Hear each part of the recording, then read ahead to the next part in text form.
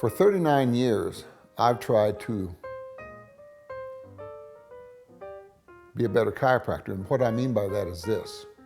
I had one of the greatest mentors in chiropractic, Dr. Vern Pierce. And he was never satisfied with his work. Whenever you go to a seminar from Dr. Pierce, there was a complaint that he's always changing his work. It's never the same, and for that reason, I would say, great, that's the reason I go there.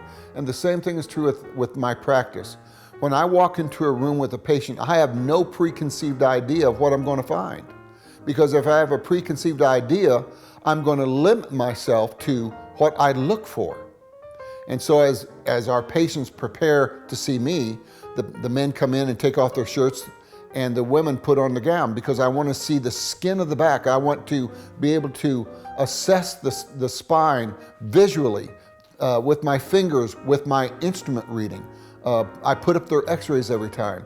And so if I go into my office looking at a patient thinking, well, I found this last time, so I'm going to find this now, I'm selling them short, and I'm also selling my short, and I'm also limiting their body to what it can do, because they have used their body since I saw them last.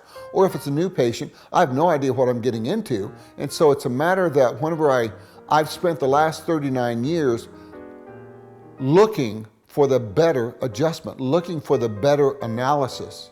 I'm never satisfied with what I do. And that's something that I don't know whether it's innate with me or whether Vern Pierce just pounded it into my hard head, but that's what I do, is make sure that whenever I walk into an adjusting room with a patient there with either a problem or they're doing great, I want to make sure that I properly assess what their needs are. Because I tell people this, you live in your body, I'm just visiting. And so I listen to them, I analyze the problem, I analyze what they say, I take in all that their x-rays have to say, because I put them up each and every time.